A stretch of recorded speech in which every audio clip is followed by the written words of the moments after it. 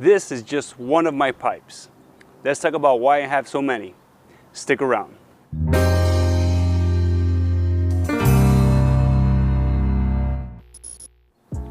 Fellas, welcome back. It's Robert, your everyday gentleman. So we're back to talking about one of my newest hobbies, which is smoking pipe and pipe tobacco. And in this video, we're gonna be looking at one of the main components, which is the pipe. We'll be looking at different types, different shapes, different materials, and then of course I'll include some links down below in case you're interested in getting into the hobby yourself. But before we get into it, if this is your first time here, I want to welcome you.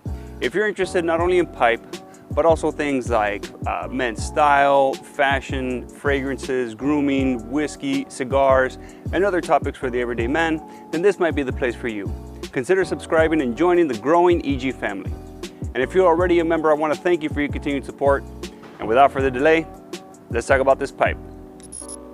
So if you're looking to get into smoking pipe, the first thing you're going to need, of course, is the pipe itself. But I remember when I first started looking into this hobby, I was pretty overwhelmed by the amount of pipe options that are out there.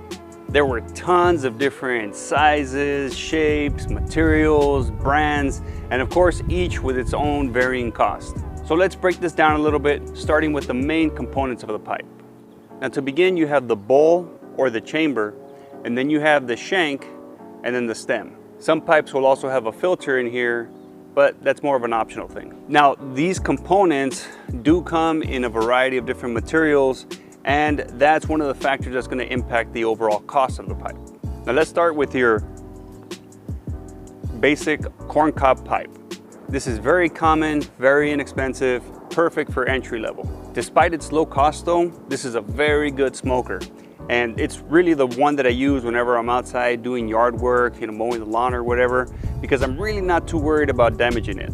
Now, aside from corncob, another material that you frequently see is wood, and one of the more common woods is a briar pipe. Briar is a root of a heather bush. Briar is a great choice due to its heat resistance and also its durability. But aside from briar, other types of wood you'll frequently see are maple, oak, in addition to other types of just general wood. Now these are going to be more expensive than your corncob pipe, and some will actually get really expensive depending on the particular brand that you're purchasing. I will say, however, that hardwood, just general hardwood, is not a very good material just because the heat resistance isn't there, but they are very inexpensive and ultimately they will get the job done. Now another common material is meerschaum. Pipes made out of this material can get pretty pricey depending on the brand and the design of the pipe. Now true meerschaum is typically found in Turkey in the Black Sea. Now as I understand it, meerschaum is a German word for seafoam, which is suggestive of what this material is actually made of. Now meerschaum pipes smoke very well. They're actually one of the best options when it comes to a smoking pipe. They typically come in this white color, and they'll develop a really nice patina over time. In addition, they're said to be one of the best options when it comes to smoking pipe because they give you the truest taste of whatever tobacco you pack into the bowl. You won't get what's known as ghosting, which is common in pipes that are made of briar or corncob, which is essentially when flavors, aromas from other tobaccos you have smoked in that pipe will linger and essentially contaminate whatever new tobacco you put into the pipe. Now, one thing you should be wary of when it comes to meerschaum is imitation meerschaum. This will be something more like plaster, or I've also seen where it's ground up meerschaum that's kind of adhered together. These are pipes that you'll typically find on sites like eBay. But that's not to say that you won't find a good quality pipe on eBay. Now, clay is another material that you'll find pipes made out of. It's actually, as I understand it, one of the first materials that was used to make smoking pipes. Now, they're very simple designs. As you can see, there's not much to this pipe here. They do smoke very well, but in my experience, these have been the ones that warm up the most, and they're also the most delicate. Now, primarily, when it comes to these materials I've discussed, you're gonna be looking at the bowl and the shank. For example, on here on this corncob, you can see that the bowl and the shank are made of corncob. Same here with this straight stem. You can see that the bowl, the chamber, and the shank are made out of briar. After that though, the stem itself, like in these two, are made out of some type of plastic. However, there are some pipes that have a plastic on here, but where the shank itself is made out of metal, like this one from Falcon. Now to me, this design from Falcon is really cool because what it offers is this aluminum shank on it with a plastic stem, but this design allows you to remove the bowl and kind of switch that out depending on whatever pipe tobacco you want to smoke, or just the design of the bowl itself. This particular bowl here is made out of briar, but they do offer different materials, including meerschaum. Essentially, what that's going to allow you to do is have virtually one pipe, the pipe itself being the shank and the stem, and then having a number of different bowls depending on what kind of tobacco or what kind of design you want for your pipe. Now, as you can see, there's a number of different options when it comes to your pipe, but to me, honestly, the beauty of a pipe comes from its design and its craftsmanship. This is where you're going to find virtually endless options. Everything from the standard, straight stem pipe, like I mentioned earlier, up to your more elaborate sculpted designs like the meerschaum that I talked about. There's also different lengths for the shank and for the stem, and there's also different sizes when it comes to the bowl and the chamber. Now, part of that is aesthetics, but there's also some functionality behind that as well. Now, larger bowls will obviously hold more tobacco, but there's also differing opinions where certain tobaccos will smoke better in different sizes of bowls. But that's something I'll get deeper into in a future video. Now, in addition, on the pipe, you'll find different features such as the bend on the shank. Having a bent shank and stem on your pipe is actually going to help alleviate some of the weight that the pipe has when you're holding it in your mouth.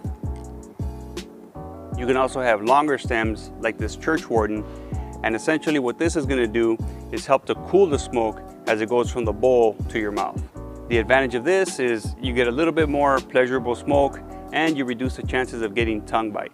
Tongue bite is essentially like a soreness that you'll feel in your mouth or on your tongue. It results typically from smoking too fast if you're somebody that smokes the tobacco really fast and you warm it up really quickly, or it's common in certain types of tobacco like aromatics. Now, another thing with pipes is different names for all the different shapes and bowls, but there's way too many to mention in this video. Now, as I mentioned earlier, this pipe here is known as a church warden, mainly because of the extended stem. This Savinelli, on the other hand, is known as a full bent, essentially because the shank has a curve that brings the stem straight up from the bottom of the bowl. This Norlan is known as a half bent because, as you can see, compared to the full bent, the angle is a little bit different. It's kind of 45 degrees from the bottom of the bowl. And this is actually one of my favorite pipes, mainly because of the design. I love the black color, but I love how the bowl kind of resembles a bit of a rosebud. It not only looks great, it smokes really well. And then, like I mentioned earlier, you have this straight stem pipe. This one is from a brand named Rossi.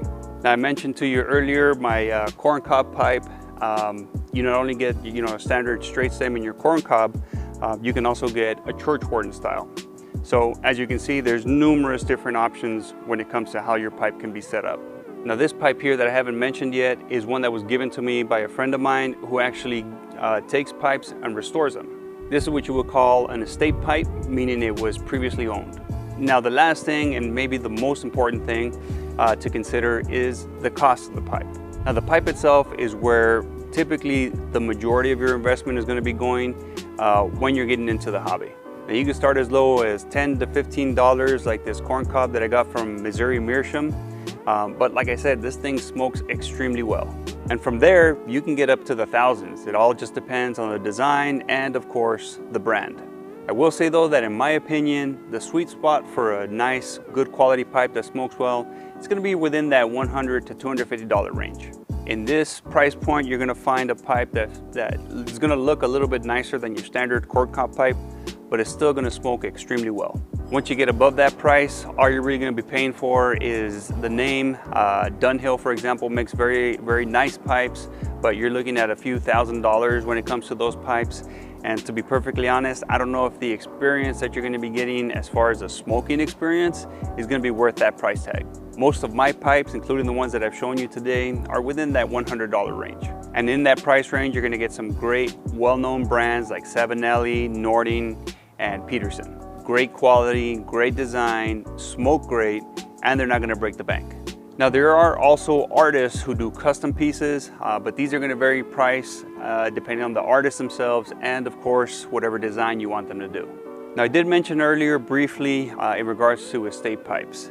Estate pipes are honestly a great way to go if you want to find yourself a higher end pipe, a better known brand pipe, but you don't want to spend as much on a brand new pipe.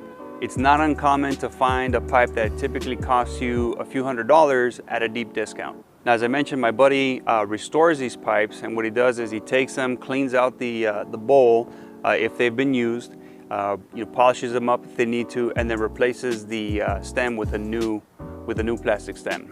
I'll put a link to his website down below in case you want to check some out.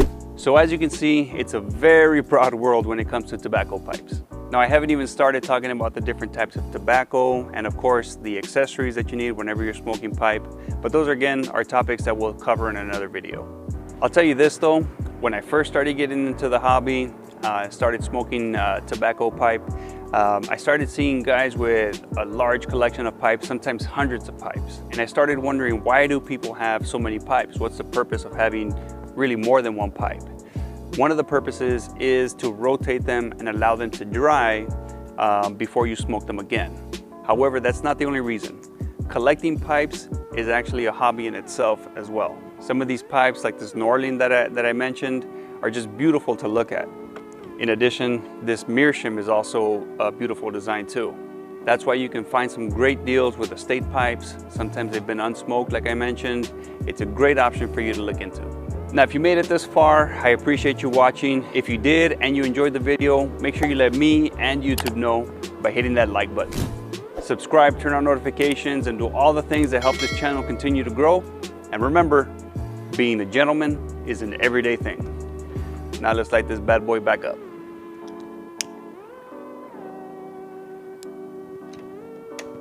Cheers, fellas.